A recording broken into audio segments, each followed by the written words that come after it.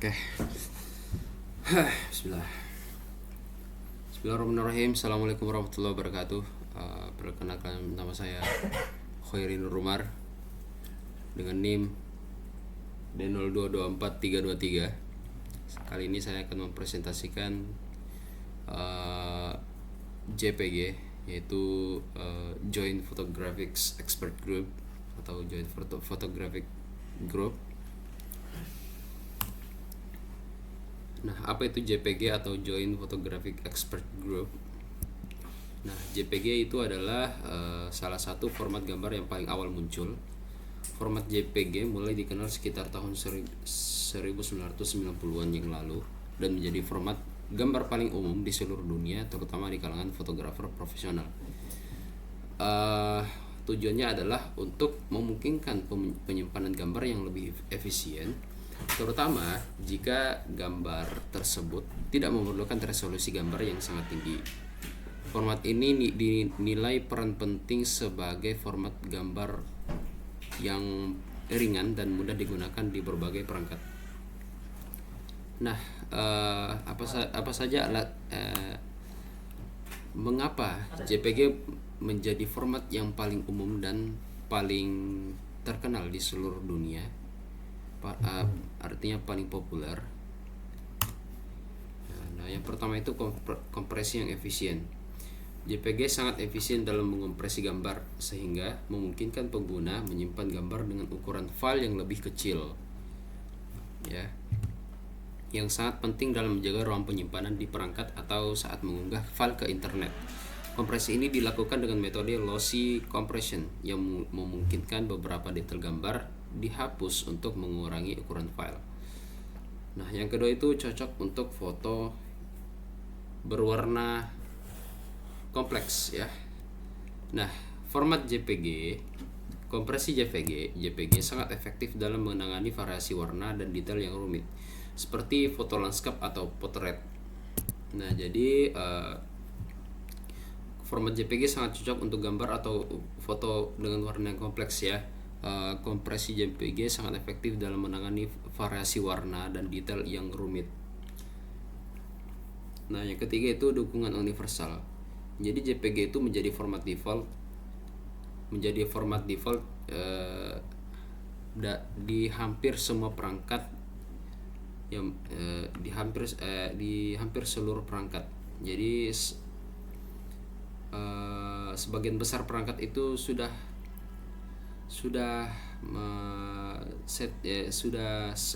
disetting agar JPG menjadi format default, ya.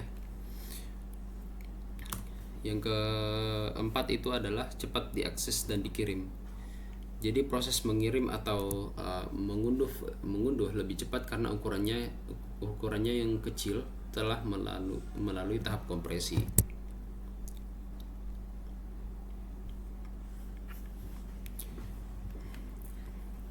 Jadi karena ukurannya yang kecil, maka proses mengirim dan mengunduh atau mengakses gambar jauh lebih cepat. Karena gambar JPG dapat dimuat lebih cepat di berbagai aplikasi atau website yang sangat cocok untuk foto yang akan dibagikan di media sosial karena kualitasnya tetap membaik meski sudah dikompresi. Yang kelima dan terakhir itu adalah kualitas visual tetap layak. Jadi walaupun sudah melalui tahap kompresi, hasil gambar masih terlihat jelas untuk mata manusia. Ini membuat JPG unggul dibanding format lain yang saat itu menghasilkan gambar pecah atau sangat besar. Nah, yang kedua itu adalah yang selanjutnya itu cara kerja JPG. Jadi format JPG menggunakan metode kompresi lossy, yaitu teknik yang mampu memperkecil ukuran file dengan menghilangkan sebagian informasi yang dianggap kurang penting oleh mata manusia. Meskipun sebagian detail hilang, JPG tetap mempertahankan visual yang baik sehingga file menjadi lebih ringan saat disimpan atau dikirim. Jadi secara umum proses kerja JPG melalui beberapa tahap yang cukup rumit, yaitu sebagai berikut, yaitu adalah konversi ruang warna. Nah, mengubah warna dari RGB ke YCBCR. Jadi gambar awal yang biasanya menggunakan format RGB atau red, green, blue diubah ke dalam ruang warna YCB/CR. Komponen Y merepresentasikan tingkat kecerahan atau luminasi, sedangkan CB dan CR merepresentasikan informasi warna atau krominansi. Hal ini dilakukan karena mata manusia lebih peka terhadap perubahan kecerahan dibandingkan warna. Nah, yang kedua itu adalah chroma subsampling. Jadi pengurangan resolusi agar file JPG menjadi lebih hemat memori. Jadi informasi warna CB dan CR dikurangi resolusinya agar ukuran data lebih kecil. Misalnya metode 420 mengurangi detail warna hingga setengah baik secara horizontal maupun vertikal, namun tetap mempertahankan kualitas visual. Nah, pembagian blok. Komponen gambar dibagi menjadi 8x8 blok. Setiap komponen gambar dibagi menjadi blok berukuran 8x8 pixel. Pembagian ini penting karena proses matematis selanjutnya akan dilakukan pada masing-masing blok. Yang keempat itu adalah transformasi DCT atau discrete Gaussian transform, ya, atau disebut transformasi DCT. Setiap blok 8x8 diubah dari domain spasial atau pixel ke domain frekuensi. Nah, setiap blok 8x8 diubah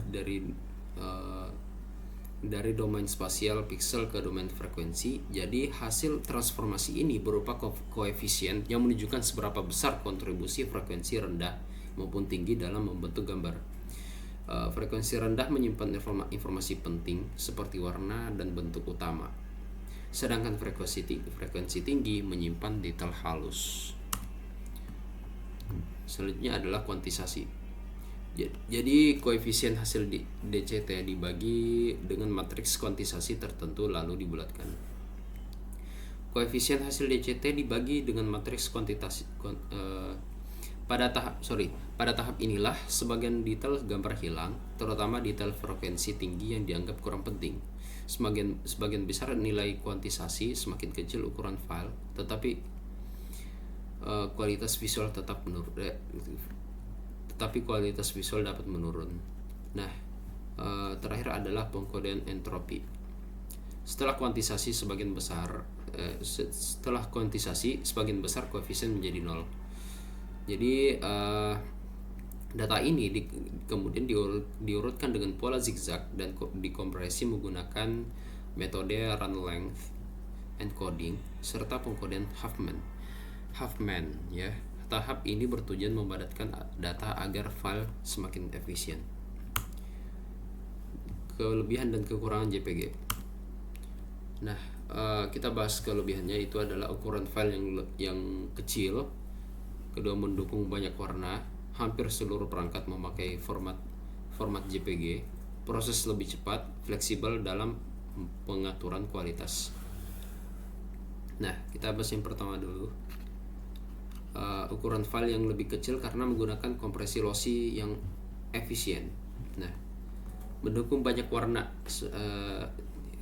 JPG ini mendukung hingga 16 juta warna atau 24 bit, sehingga cocok untuk foto berwarna atau gambar realistik.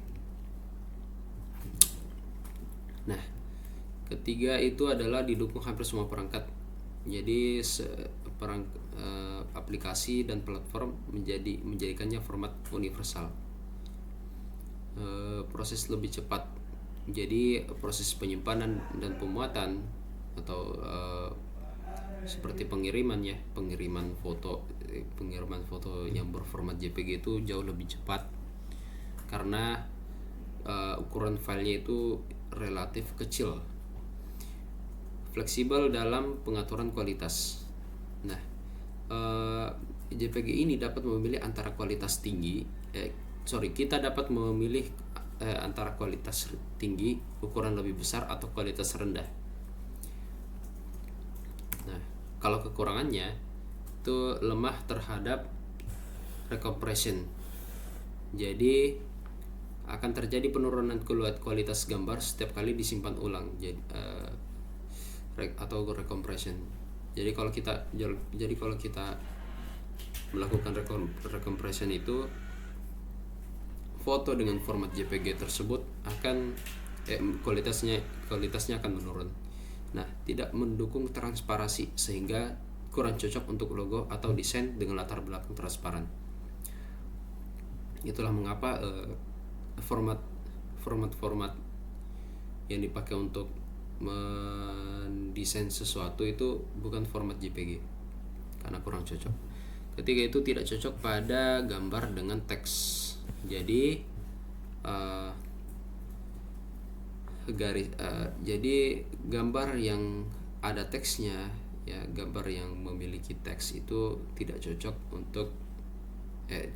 menggunakan format JPG.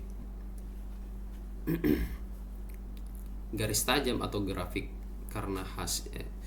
garis tajam atau grafik itu hasilnya bisa blur atau muncul artefak. Nah, yang selanjutnya itu mudah mengalami blocking artifacts.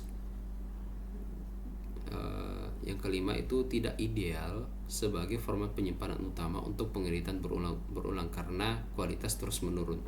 Jadi nomor 5 dengan nomor 1 ini berkaitan, mana yang dimaksud dengan pengeditan berulang ini adalah recompression. Jadi JPG ini sangat kurang cocok untuk pengeditan yang berulang-ulang. Nah, jadi kesimpulannya adalah JPG adalah format gambar populer karena mampu mengoperasi file menjadi kecil tanpa banyak mengurangi visual kualitas. Format ini ideal untuk foto berwarna dan distribusi digital, meski kurang cocok untuk gambar dengan transparasi atau detail tajam. Jadi sekian presentasi saya. Assalamualaikum warahmatullahi wabarakatuh.